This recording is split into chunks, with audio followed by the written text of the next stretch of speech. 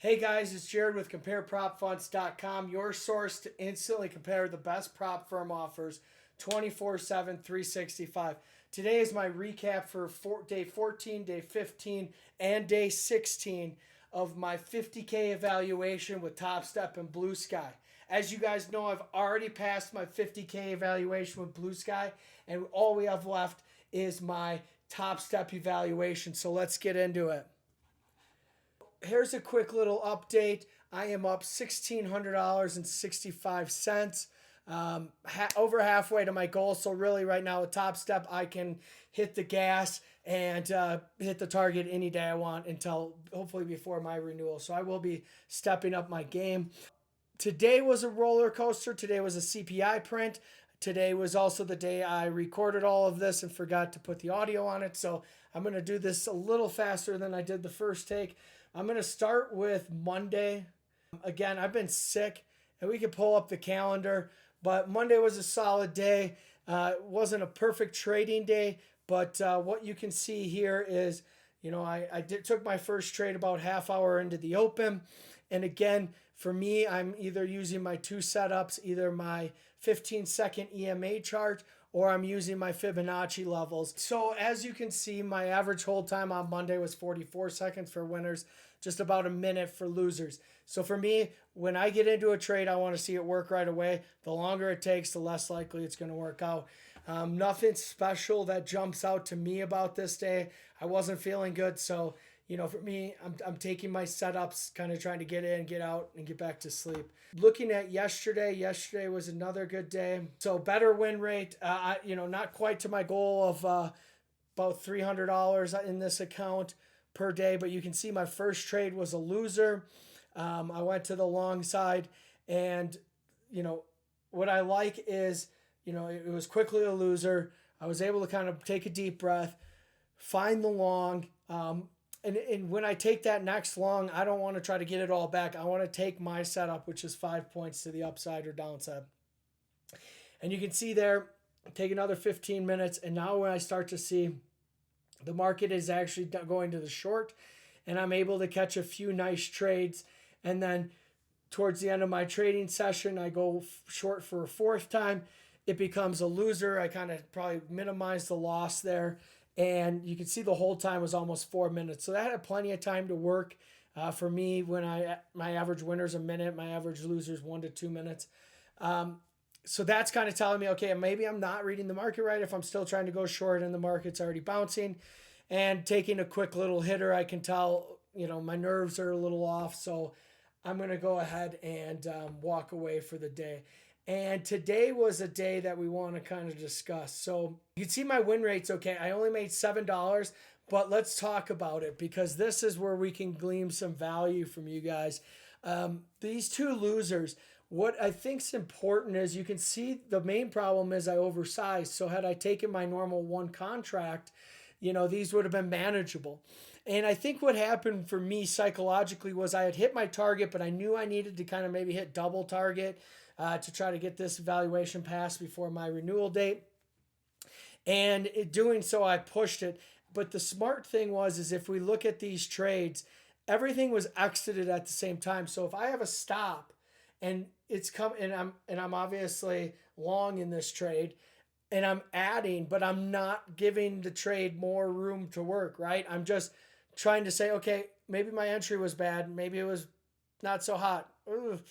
I'm going to try one more quick little fire. So, this last trade that I have, this last buy was only a 5-point loss, and the other one was a 15-point loss, and then you have like a 6-point loss. So I think that's important to note for especially new traders. Don't move your stop. Like my first entry and my stop never changed. All I did was add to the exact same setup. Unfortunately, that was a bad trade. And to make matters worse, I didn't give myself any time. Look, like less than 10 seconds later, 9 seconds later, I'm back in the same setup. And that's, I think partly I'm, been sick and I've been eager, been trigger happy. But regardless of the fact, I'm seeing the long and I don't give up on it. A lot of traders will flip flop, right? I'm long and I lose, so let's get short, right? You don't want to do that. If your setup is long and price action takes you out, well, wait for the opportunity to get back in. And that's exactly what I did. And I think it's important to note is I added to those two trades. I had big losses. I went from up about 300 to down about 800 on the day. And I'm thinking, how am I going to recap this for you guys? How embarrassing. So what's the most important thing you do? Downsize. Do not continue to compile if you're not seeing it right. Well, I see the same setup, get in right where I kind of got stopped out on that last trade, 21,088, and I had stopped out at 090. I saw the momentum, and even though, yes, at 3 contracts, I would have been profitable again on the day, what's more important is I downsized. I let the trade work. It took almost 3 minutes, but I was able to capture one of my larger trades in this evaluation, at least on the right side of it, I should say. So, capturing 25 points, 27 points for me is pretty spectacular. So I was confident in the long. I'm getting stopped out. Had I just taken those 2 quick losses, maybe I'm break even on that third one and I'm sitting pretty. But regardless of the fact, I knew that the attack was simple. I need to not try to make big wins, right? When you're down, you're like, let's get it back. I need to stay executing on my 5-point target.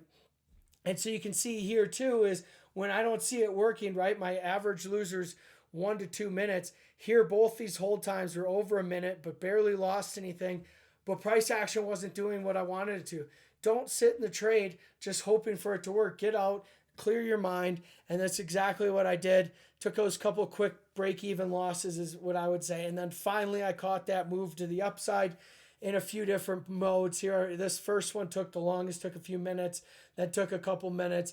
But then being so close to break even, it's like, hey, let's just go ahead and try to scalp my way to break even. That's what I did. And I didn't press my luck. I basically paid commission. So that's super important for you guys to understand is you gotta figure out like what it is you're doing and why it's important for you not to force trades and force, like if you're on a perfect day and you're making 5 to 10 points a trade, why on a bad day do you need to make 40, 50 points to feel good about yourself? Flip that script. So I'm losing because I'm adding to the position. So to be a winner, the best way to dig out, size down and go for your setup. So after I got that big trade, then I'm just trying to spike it. So just to give you guys a recap of the BluSky progress, I don't know if I'm going to pull it off into its own video series. I passed the evaluation. I'm now moved into their Blue Live account, which is I believe still simulated. Nothing's changed. I haven't paid any fees, and I still need to get back to that 3,000 price target to be moved into a live brokerage account. I traded a few times. Again, I haven't been feeling well, so Monday, Tuesday, Wednesday, I took a total of 6 trades, and one of them was a loser, basically break even. But you can see I'm not really trading all that much. If we look at it, I took 3 trades on Monday, 1 quick trade yesterday, and a couple today. But I will be back at it. We'll see. Comment if you guys want me to keep going on this and see all the way to the payout or what we want to do. That's where that account is at. Just want to give you guys that quick update. So day 14, day 15, day 16.